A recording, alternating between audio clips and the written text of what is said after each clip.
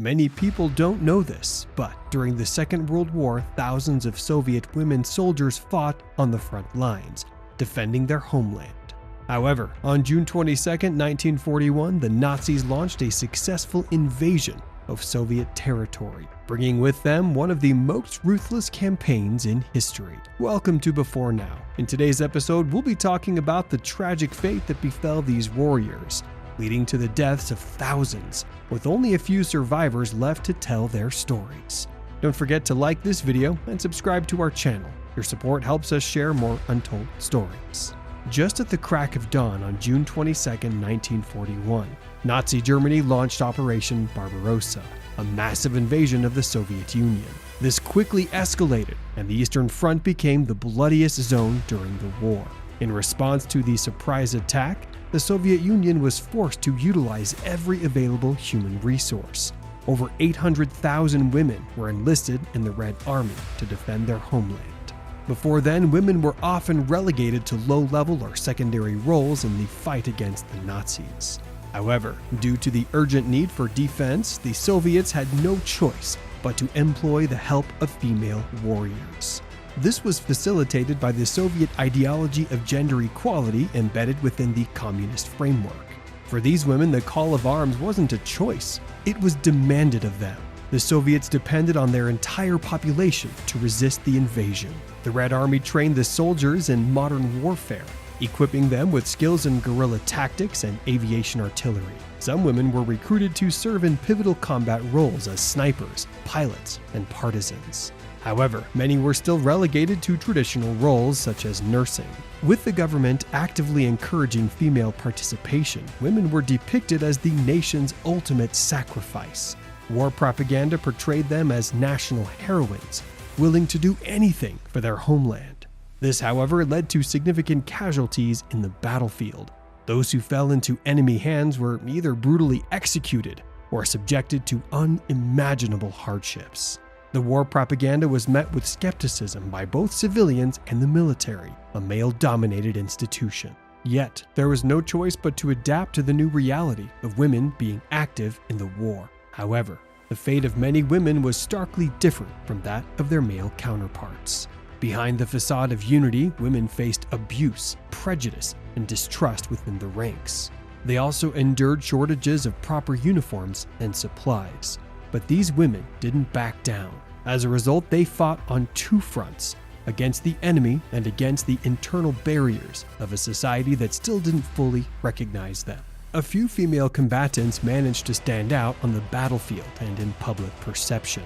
One such figure was Lyudmila Pavlichenko, known as Lady Death. Pavlichenko was one of the deadliest snipers the Soviets had, with over 390 confirmed kills. She became a symbol of Soviet resistance, celebrated for her remarkable skill and precision. By the end of the war, she was internationally recognized and celebrated as a heroine. Pavlichenko was awarded the Order of Lenin and honored with the title of Hero of the Soviet Union. However, this was not the case for most women. Despite showing the same courage and dedication, their service was forgotten after the war. Take the case of Maria Vasilyevna Smirnova, a pilot who participated in over 100 aerial missions. Despite her bravery, Smirnova returned home to a society that did not value her contributions, living the rest of her life in poverty and anonymity. Similarly, Yukia Zali, a commander of Marine Infantry platoon, faced significant challenges after the war. Despite her bravery in some of the war's toughest battles, Zali struggled to rebuild her life. In a 1965 interview, she lamented, "They needed us in the war, but after the victory, we were no longer necessary." Nina Petrova, a decorated sniper, was an exception to the bias. Petrova retrained hundreds of soldiers and was recognized for her exceptional combat skills. Tragically, she died shortly after the war without receiving the recognition she deserved. As Nazi forces advanced deeply into the Soviet Union, the need for reinforcements became critical, prompting the Soviet government to mobilize women for the war effort. This shift was no longer ideological, but essential for survival. Women were enlisted in large numbers to join the Red Army. despite significant resistance and the brutal conditions of modern warfare, including tanks, artillery, and aerial bombings. Driven by a commitment to defend their homeland, these women faced intense combat, particularly female snipers who, despite initial doubts, proved highly skilled. Armed with precision rifles, they were tasked with eliminating key enemy targets, often outperforming their male counterparts. Although their success was essential to the war effort, many male soldiers viewed it as a threat to their pride. Nonetheless, the battlefield became a place where gender was irrelevant, and these women demonstrated remarkable courage and skill. Female pilots and co-pilots played a vital role in night bombing missions, earning them the nickname Night Witches among the Nazi Germans. These women flew lightweight planes that were mostly outdated, making them extremely vulnerable to enemy fire. However, their bravery and ability to fly under German air defenses became legendary on the Eastern Front.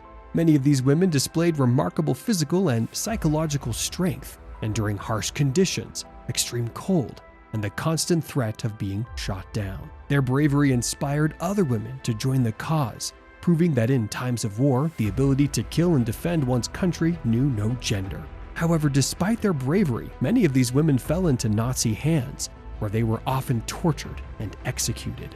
Field Marshal Gunther von Kluge, commander of the 4th Army, issued an order on June 29, 1941, that captured women soldiers were to be shot dead. This order was later rescinded, but individual commanders continued to pass orders to execute female prisoners of war.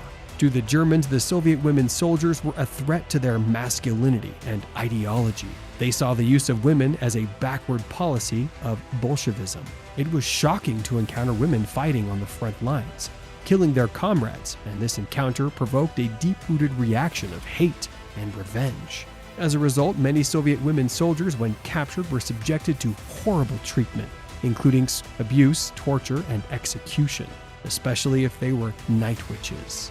The Nazis were so threatened by the night witches that any German soldier who killed one was automatically awarded the Iron Cross. Tatiana Baramzina was only 24 when she was executed brutally by the Germans.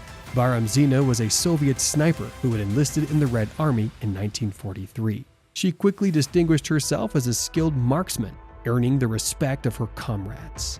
However, in July 1944, she was captured by German forces while on a mission. She was subjected to brutal torture and interrogation, but refused to divulge any information about her unit or mission. The Germans eventually executed Baramzina, mutilating her body with bayonets and knives before killing her. Before her death, they brought out their rifles and began to smash her head with their rifle butts, finally putting her out of her misery. One of the soldiers took out an anti-tank rifle and shot her point blank in the head.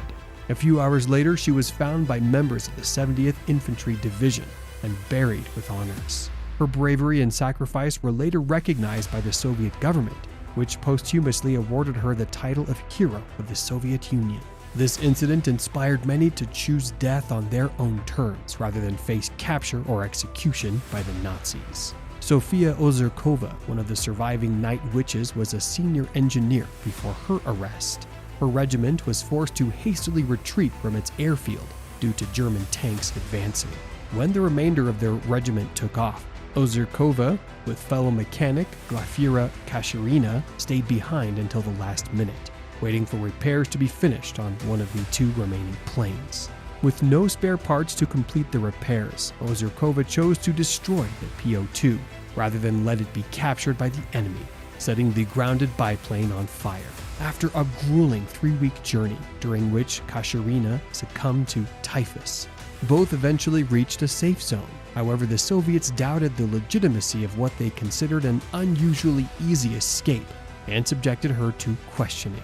Despite her honest answers, she was still subjected to a military tribunal and sentenced to death. While in prison, her shoulder straps, which signified her officer rank, were taken and her head was shaved. She declined all suggestions to write a request for pardon. Fortunately for her, after a review of her case by a higher command, all charges were dropped and she was reinstated with honors.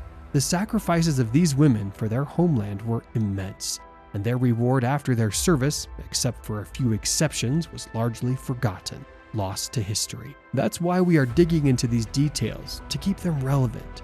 If you find this part of history interesting, please support us by smashing the thumbs up button, subscribing, and hitting the notification bell to stay updated on more intriguing historical stories.